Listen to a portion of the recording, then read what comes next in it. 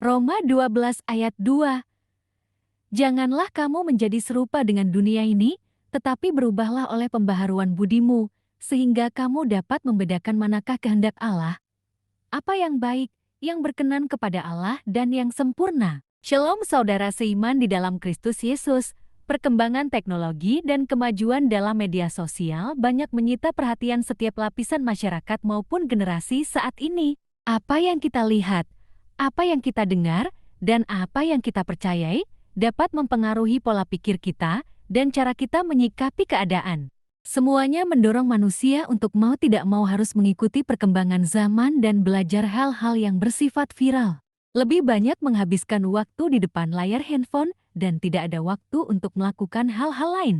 Semua akan terekam dalam memori ingatan kita, apalagi beragam informasi dari belahan dunia dapat dijangkau hanya dengan kecanggihan teknologi.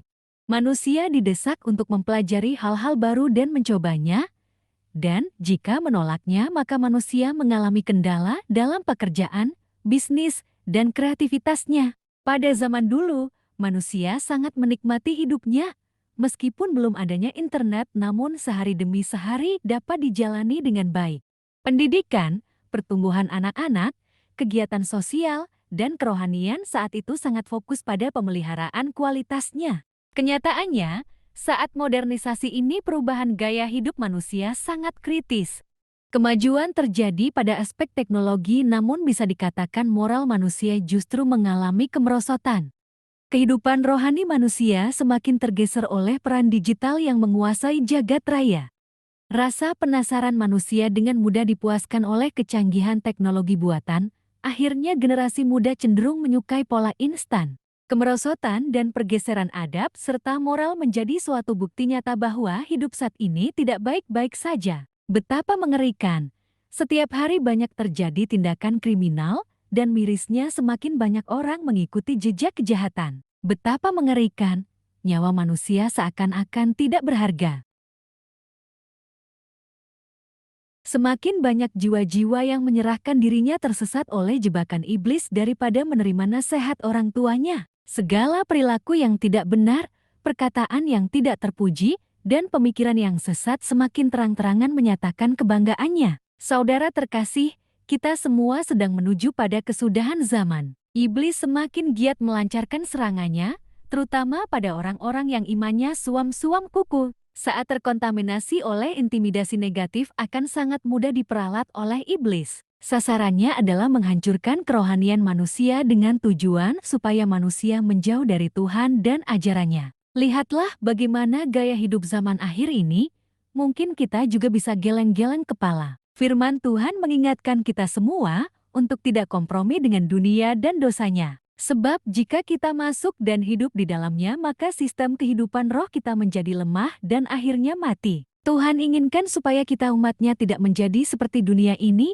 yang kacau dan pada ujungnya menuju kepada maut. Dunia ini menawarkan segala kemegahan dan kepalsuan, padahal semuanya bersifat tidak abadi. Manusia sejak awal diberi kekuatan untuk berkuasa atas daging, bukan dikuasai olehnya. Di zaman akhir ini, kita harus semakin dekat kepada Pencipta, semakin bertekad kuat menjauhi kejahatan. Tidak ada hati yang tenang ketika menjadi pemberontak, penjahat, dan pendusta. Firman Tuhan menegaskan pentingnya untuk memperbarui diri, artinya melihat kepada diri kita sendiri dan mengoreksinya. Dengan demikian, tidak ada toleransi pada kejahatan di hadapan Tuhan Allah kita. Kejatuhan dalam dosa dan kasih yang dingin adalah salah satu bagian hilangnya nilai budi pekerti yang luhur. Sangat penting untuk senantiasa memperhatikan diri kita sendiri, ingatlah selalu tentang jati diri kita. Semakin hari kita semakin berbenah diri menjadi pribadi yang lebih dewasa dan bijak. Kita tidak perlu malu hanya karena tidak ikutan gaya hidup hedon,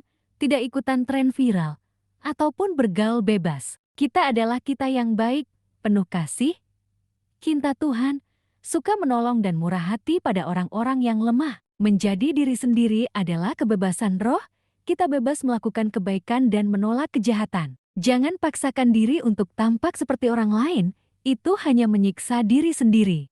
Menjadi diri kita sendiri adalah tidak membohongi diri, tidak hidup dalam kepalsuan, tidak berpura-pura. Kita dapat merenungkan tujuan setiap dari kita hidup di dunia ini. kehidupan kita adalah untuk kemuliaan bagi Tuhan. Saudara, kembalilah pada kebiasaan yang baik.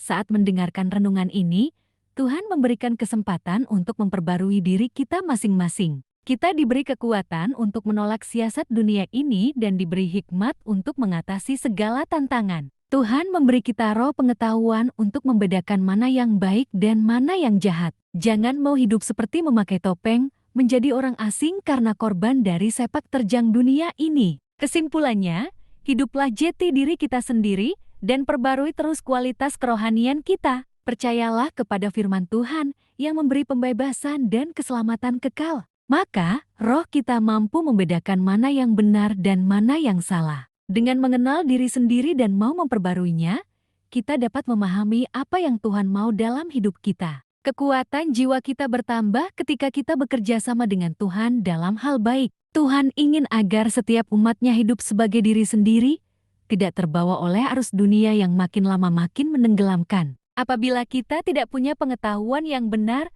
sangat mudah tertipu dengan permainan iblis. Tanpa budi pekerti, manusia menjadi brutal dan bebal. Kita adalah tebusan yang dibayar mahal dengan darah Yesus yang kudus di atas Kalvari. Melalui teladan hidup yang kita miliki, orang dapat melihat Kristus di dalam kita. Biarkan dunia ini mengenal siapa diri kita, tidak perlu kita menjadi hamba bagi dunia ini. Tuhan punya maksud atas diri kita masing-masing. Bersyukurlah karena Tuhan itu baik. Biarkan kehendak Tuhan dinyatakan dalam kehidupan kita, dengan akal budi kita hidup berkenan di hadapan-Nya. Saya berdoa untuk saudara seiman di dalam Tuhan, setiap orang yang mendengarkan renungan ini diberi kelegaan dan teladannya memberi dampak bagi banyak orang. Amin. Tuhan Yesus memberkati kita semua. Haleluya.